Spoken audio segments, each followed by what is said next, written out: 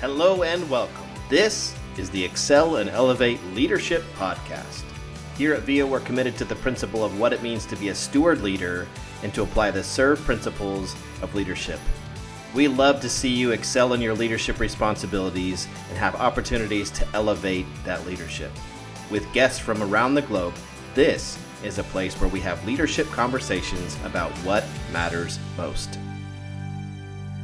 Welcome to the Excel and Elevate Leadership Podcast, where we have leadership conversations about the things that matter most.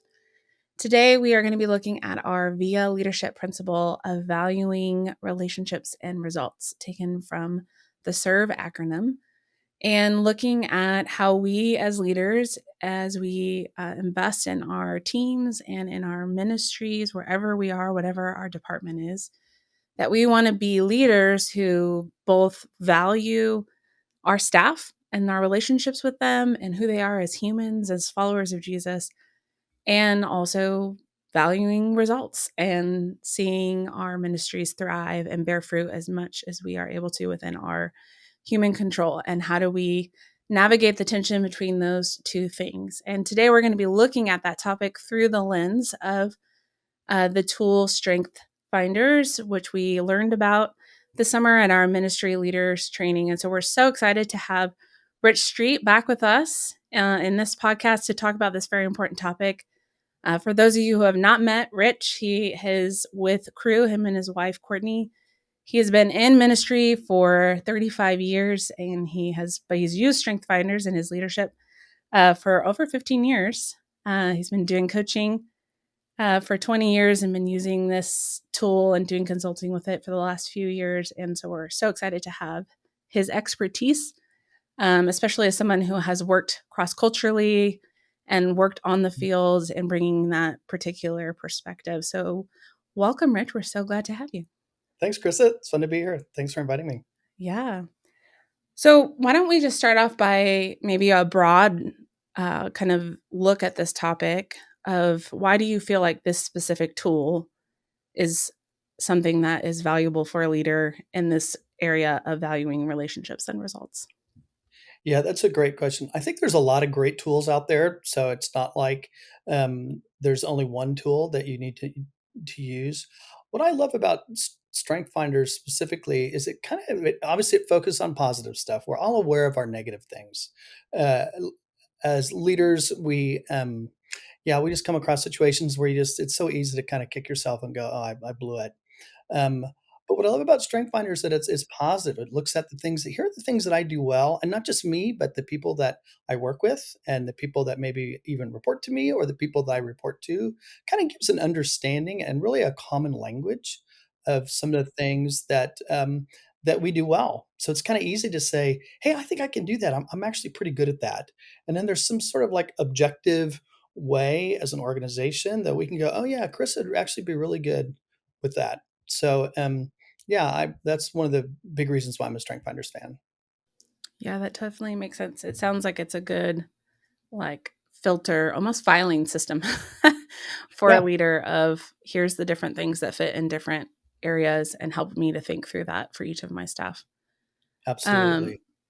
So let's look at the first side of this. Almost feels like a two-sided coin hmm of if we're valuing the relationships with our staff, hmm which for different leaders, some of us that's going to be easier, and valuing Yeah. results is going to be a little bit harder. Yep. And then for other of us, the valuing results is going to be easier. The valuing relationships is going to be more of a struggle. hmm So when we look at the relationship side, how does Strength Finders help us enhance the relationships we have with our team and our individual staff members? Yeah, I think what I've really enjoyed about it is it gives me a specific way to call people out on some of the things that they've done well or that they're naturally good at. So somebody who might have the talent of woo, that's actually my number one talent. That stands for winning others over. It's real easy to be able to say, "Hey, Chris, I really need you to be able to do this. I really love how your woo was displayed when such and such happened when you kind of led that meeting or you met that person for the first time and really made them feel welcome and comfortable. Um, I think people want to be valued. for Mm. who they are, the way that God's gifted them, and for you to be able to do that in a specific way, I think uh, really helps. And I think we all want to be called out for things that we do well, that people notice. So for my leader to say, "Hey, Rich, can you really do this?"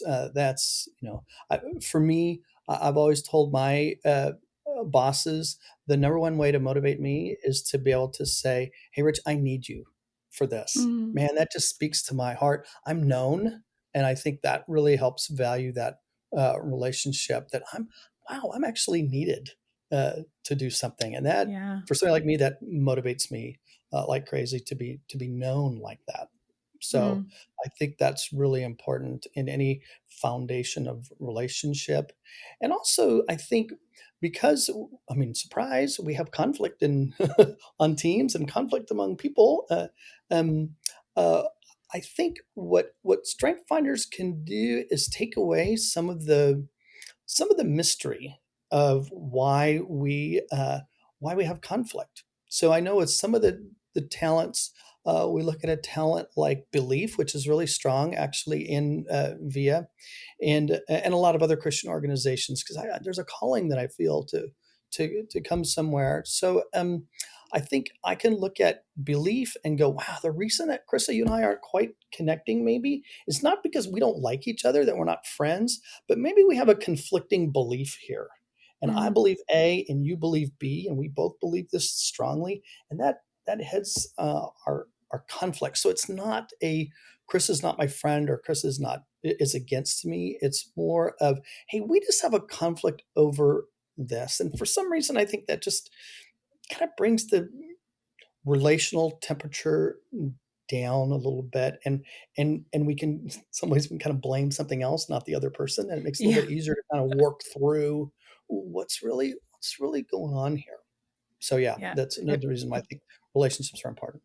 it almost feels like it puts it out on the table, like it takes it out from each of you and makes it a third party almost, like a Y- third issue that you because don't you have always to want to feel blame the personal other about. person.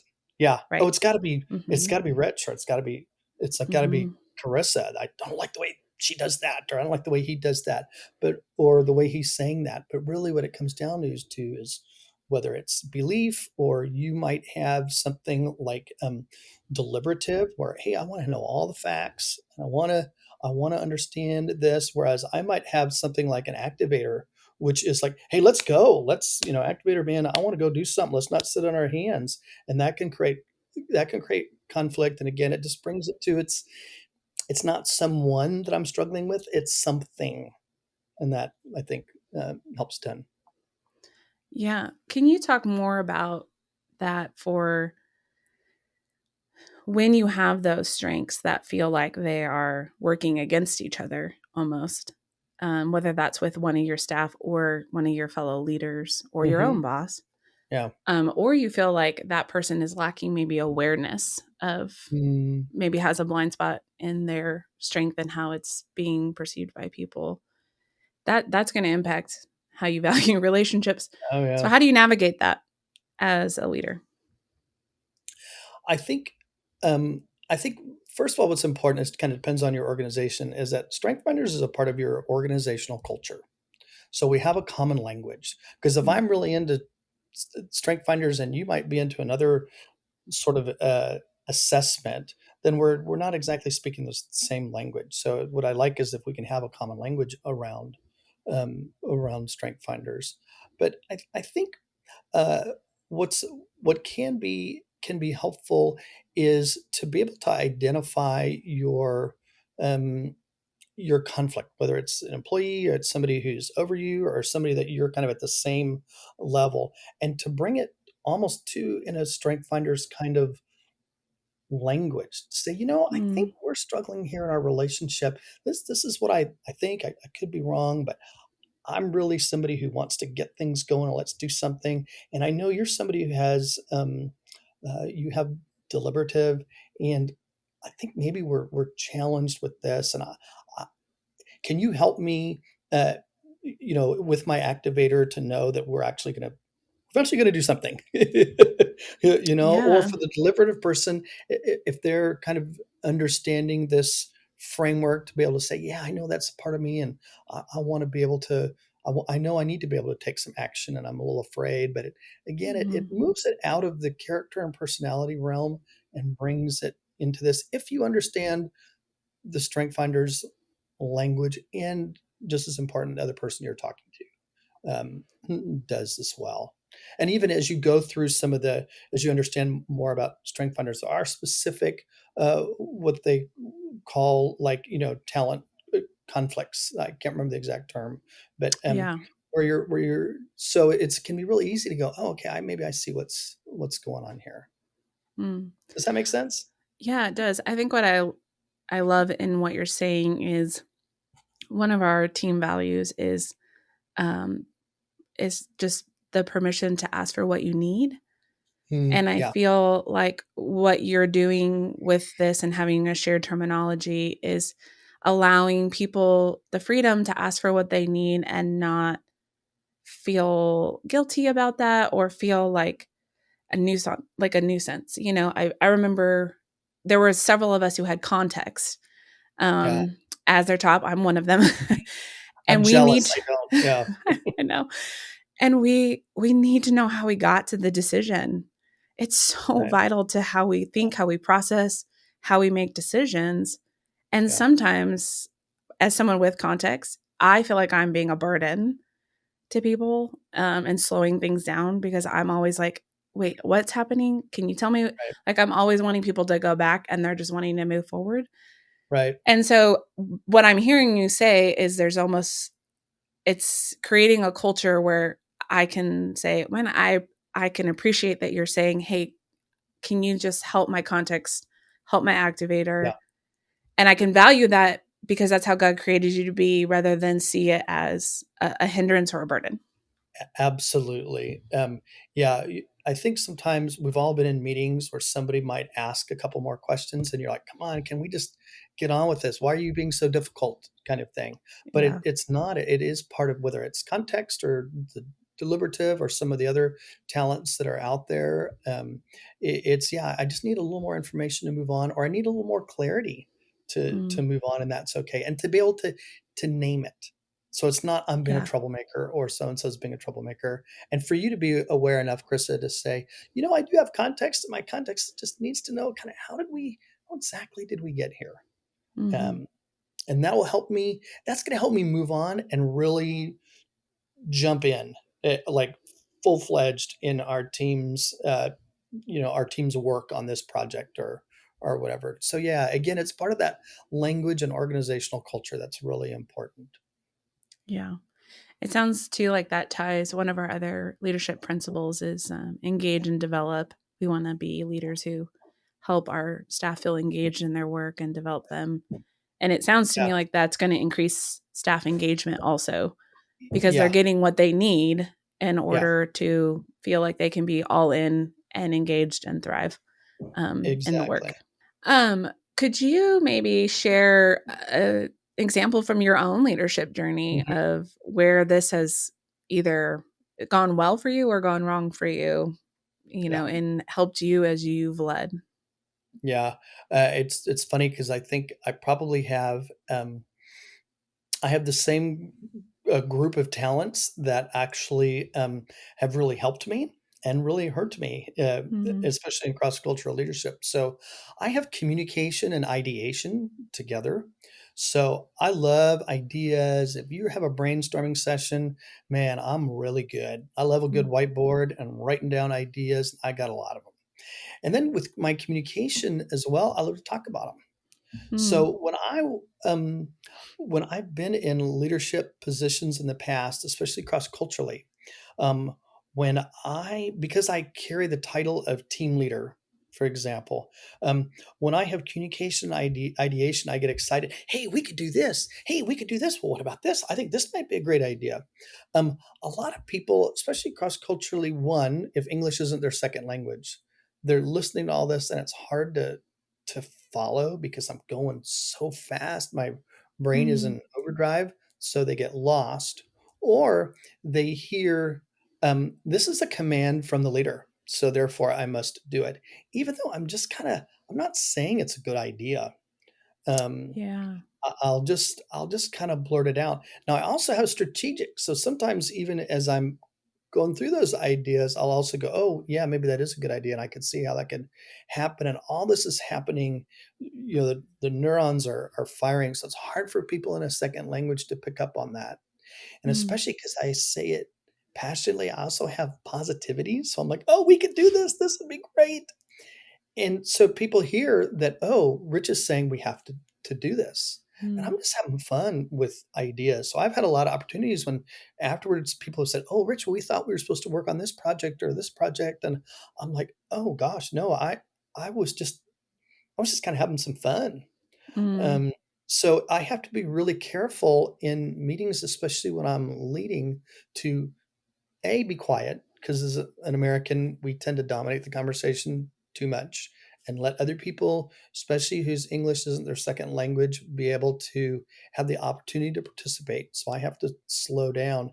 And then in my enthusiasm, I need to be able to allow other people to push back, be very clear that this is not thus saith Rich, thus saith the leader, and we need to do this. These are just some ideas that I have, and I might not even like them after they come out of my mouth, kind of thing. Mm. Where that has served me well, though, is when I was leading the campus ministries in North Africa, the Middle East, and Central Asia. Um, this was the early 2000s. I could see kind of the digital age coming upon us, and I'm like, we have got to be engaging people, especially students online, because they're the ones that back then they were going to like internet cafes, and we didn't quite have smartphones. So how are we going to use web technology and chatting to be able to reach people? And I had a meeting of a bunch of Americans and some Arabs as we were talking about different strategies. And as we were going, because I'm one of them, I could pick up quickly.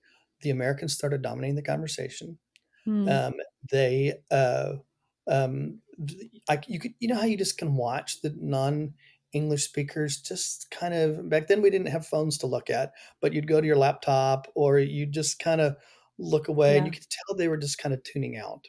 Mm-hmm. So I actually, and it's funny, I have a like a talent intensifier when I have both my communication and strategic going at the same time. That equals command, which is kind of like a large and in charge kind of thing. And we had a break in the meeting, and I got all the Americans together, and I kicked them all out of the room. I said, "No more. These guys have to own Wow. it. This is important." And I did not make many friends among my American friends back then, but we actually got our um, Arabic speaking staff to really be engaged, and we were able to launch a successful web strategy, and kind of change the paradigm of campus ministry a little bit in the Middle East, that we can actually use computers to reach people. For now is like, duh, of course we do that. But back then that was still a little controversial. So anyway, just all those talents combined was able to really help me make some difficult, uncomfortable decisions, and get me in trouble at the same time. So just being aware of that, I think, Yeah. is really helpful. Yeah, the So awareness. yeah, And it seems like it impacted relationships and results because if you shut everyone down, you're not yeah, getting all the ideas in the room, which is going to impact the result side and also yep, will impact the relationship side because they feel like they have no voice. You don't create space for them. You don't value what their input yeah, is, even though yeah, that's not what you're saying, but that's how it may be perceived, is yeah. kind I of what hadn't thought of I it that understood. I hadn't thought of it that way. That's really cool to kind of retroactively think that. Yeah, when we had the meeting and we kicked out the Americans, we got a lot done. And it was great, and I do think they felt valued, and I did have to repair some things with the Americans later, but Sure. that was, when you're the same culture, that's a little bit easier, and just go, "Hey Yes. guys, these guys needed to." We were getting so excited that we tuned them out. So Yeah. uh, It's a good cross anyway. cultural lesson for them also. Oh, yeah. I mean, obviously, the more you're overseas, the more you have the American. I had to do the same thing. Was my first Yes. couple of years of just kind Hmm. of listening and learning from people who'd been around a little bit longer. Hmm. So, Yeah. uh, so yeah, it I've been helps. there. Yeah. Well, that's a good segue into now the other side of the coin. Mhm. which is valuing results. Yeah. So, what's the other side of this? How do you use strength finders to help your staff meet ministry results and get Yeah. goals achieved and all that Yeah. side of it? Yeah. I think it's important to understand the task that we're trying to do as a team and to be able to understand how individual talents can help meet that task. So it's tempting maybe when we overplay the relational side of the coin that I kind of just want my friends on the team, the people that I know and love Mm, and like, and that's important to get things done. But it's also important to look at what are the skills that are really needed to get this task done. So if we're doing some sort of data analysis, I need to have a lot of people that have talents in the green space. That's the reflect. Those are the analytical mm, people. Those are the context people, the deliberative people, arrangers. Like, let's get some of those people engaged. And it's important to find out uh, not just in they have one or two talents, but what are the combination of their talents? We've talked a little bit about their core drill. If mhm, we're doing a staff care type of task, I need to make sure that there are people who are lifelines. So those are people that really lead with a caring foot, people that are really value the other person, because we're going to need that in a staff care type situation. But you don't want people that are strong lifelines to do a data analysis of what tribe should we be reaching first in this country in Asia, kind of thing. Those aren't the kind of people that you want to be able to do that. So understanding those talents, what those talents can do, and then knowing who has them. And that's what mm, I loved about just the database that we're beginning to create of VIA, of I can go look and go, gosh, who are the people that have this? We need somebody to go speak at something. Who are the people that have maybe communication? Or we're going to open up partnership talks with a new organization. Who are some people maybe that have Woo or Relator or something like that who can uh, be able to accomplish those tasks. So again, I think that's some of the importance of not just knowing the individual talents, but also the core drill as mm, well. One thing I remember hearing as you look at it, getting a certain task done is you always want to start when you're forming a team with a stabilizer, and that's somebody who has one talent in at least all four quadrants, because they can easily execute out of all four quadrants. You need something in the green done with analytics. They can do that. The connect, more the relational side, they can do that. So that's really important as well to think about as you're forming a team, kind of thing. yeah, that's good. It almost sounded in what you were saying that there's almost some fluidity there. We've got these kind of teams that are like, well, you're on this team and you're on that team. Hmm. But what you were saying requires a little bit more fluidity. So how do you as a leader uh, navigate mm, the potential that the staff you have maybe don't have the strengths that align with the team that Mm, they're on? And when do yeah, you know when is the point that you have that conversation? boy, that's a tough call. I wish I could have like a flow chart and say at this point, this is where you've gone overboard or something, as far as having too much in this talent or not enough in a certain area. Um, I think if you're consistently not getting the results that you want to Mm, get as a team leader, um, it's important to look at the gaps. And that's where it's important to look at your overall team's talents. And even you can do your overall team core drill. So I have a core drill of how my five talents work together, but there's also a core drill of how all of your combined team talents work mm, together.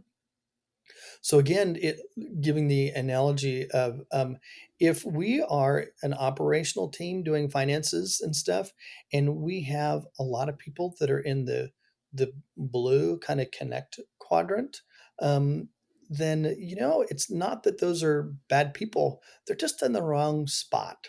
And I need to Mm, find some people that to where my team overall core drill is heavier in the green and that reflect uh, kind of area. So again, I know how you guys love to talk about not just the right people, but on the bus, but the right people in the right seats. And this is where you can find out, hey, who do we need that maybe is just in the wrong seat? Can I get somebody else who has some more of the talents that I need to get the task done that our team is supposed to accomplish? So yeah, yeah. it's an Yeah. art, not a science.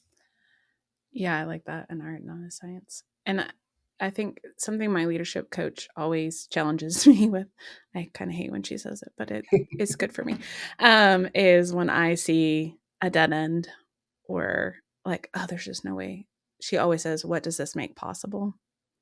Great question. And I wonder how many of our staff, that's the question we need to be asking when we look at their strengths. That maybe these strengths are not the ideal strengths that you would have envisioned for their role. But Yeah, what does it make possible now that you do know these strengths? Maybe there's some creative thinking that needs to happen that would yeah. make your team flourish in a way that it hasn't because you haven't thought about what that made possible. Yeah. So it's not that I'm the wrong person or you're an underperforming person, whether you're a leader or a staff member. You might just not be in a role that best aligns with your talents. So I remember a story I heard of a guy who he's kind of your data analytics person, loves Excel spreadsheets, kind of person that loves to come to the office. They put their headphones on and they just kind of like don't want to be disturbed. They got a lot of work to do, a lot of interaction between them and their computer kind of thing. And that's the way they're wired. That's the way they love it. Um, uh, However, he was put in a cubicle that was right in like a main traffic space. I think it was like right by a restroom or a water cooler or something like that. And everybody would come by. And it's a friendly organization, so they come by. Oh, hey, Bob, how's it going? And Mm. Bob just didn't want to be disturbed. Those disruptions, although great in intent and valuing relationships and all that stuff, he wasn't able to get his job done. He was ready to quit. He was so frustrated. And finally, somebody kind of noticed and realized what was going on. And all they did was move Bob down like 3 cubicles away from the main traffic area. He was kind of left alone and flourished in his role. And his motivation uh, went up dramatically just to be able to get the job done, just because somebody recognized um, Bob's talents. And people weren't doing anything mean to him, they were just being friendly. But Yeah. Bob valued, I need some quiet space and get things done. Somebody saw that and his production went way up. So he wasn't an underperforming worker or anything like that. It was his Just environment. needed a little change of scenery in his environment. Exactly. Yeah. Hmm. Yeah, in training and development, we talk about how we like to just throw training at everything like a band aid, but we have to assess like, is the issue coming from their lacking knowledge, skills, attitude that has to be addressed with training? Or is it a motivational Yeah. issue, whether that's Yeah. external or internal? Or is Yeah. it an environmental issue, like Yes. isolation or, in that case, Yeah. overstimulation? Yes. And so I think Yeah. those are really important questions to add into the conversation with strengths because the strengths may help us identify some of those things. Yeah, and too many times that person gets labeled with a bad attitude or something like that, because maybe they're a little grumpy because somebody bothers them because 'cause they're trying to get Mm, work done. They really believe in what they're doing, and unfortunately, we end up saying, "Oh, I don't think you're really right for this organization," when we just moved him because we know strengths. We just move him 3 desks down, he or she thrives. mm. That's really great. Thanks for sharing that. Where do you feel like leaders need to be careful in, like, what's the danger or pitfalls as you're assessing what results means through your lens as your strengths? Yeah, What do you need to watch for and be aware of, in relation to your team? yeah. So with any kind of assessment, Myers-Briggs, Enneagram, as people who are admissions, we've taken a lot of those tests and or assessments, and um, they're all flawed. they all do not account for the fact that we are uniquely created by God, and God has a unique plan for us. So I think if we take the if I just become the sum of all my talents, it's not counting for rich the way that God has made me. My five talents, even though Carissa, I might have the exact five talents in the same exact order, which would mean we were one in like 33 million, I think it is. Mm-hmm. It still doesn't, we're still different. We're still unique. So not everybody, just because they're the same core drill, if we're all lifelines, or if we're all passionados, which I am kind of thing, does not mean we're the same person. So we have to account for uh, this particular individual and the way that the Lord has wired them, and to be relying upon the Holy Spirit. The any assessment is not the Holy Spirit. So use your ask the Lord, go to the Lord. What's going on here, Lord? Help, show me. Strength finders can help, absolutely, but it's not the end all be all. That's who the Holy Spirit is, and he came to bring us into all sound wisdom. So he's the source of our wisdom to go to. So yeah, again, it's not there's no assessment for saying this person is a bad person because Strength Finder says so or anything like that. That's where leadership is that art and not a science. But don't go overboard with these assessments and thinking it's going to do everything for you. Yeah, that's a good word. Is there any kind of final words of wisdom you would leave with our leaders as we think about this tool and this topic and what healthy balance looks like for us as we lead in the Yeah. Spirit? I think Strength Finders is a phenomenal tool. I think it only goes as far as the leadership buys into it. So, and that kind of starts from the top. So, the more that you as a leader begin to use this assessment in your teams and talk about it, the more contagious it becomes in VIA. But to do that with a measure of balance, kind of like we're talking about before. Everybody's uniquely created by the Lord, and to treat people as such. But there's such wisdom and insight to the way the Lord's wired us and how Strength Finders can bring that out. So, yeah, I think it's important to, how would I say this? Understand the tool with wisdom and actually use it. And I think you'll be amazed as to the kind of getting to the kind of results that you want, but not at the cost of your relationships with other people. And that it's not just we just have fun all the time because we're all in agreement, because we all have the same talents, but that we're actually getting stuff done that the Lord has called us to do. There's a world to reach, and I think Strength Finders can be a great tool to help us be more effective as individuals, to know myself and to know the people that I'm working with. So, yeah, I'm excited for Via's journey as it continues on with Strength Finders. Yeah, thanks. Thanks so much for your words of wisdom. I love that idea of you said through relationships to the results, like that this helps us understand our staff and cause those relationships to strengthen and flourish, which naturally leads to, it sounds like, to greater results, Yeah, which I think is a yeah, beautiful pattern and yeah. honoring to the Lord. So, well, thanks, Rich, so much for being here and continuing to invest in our leaders.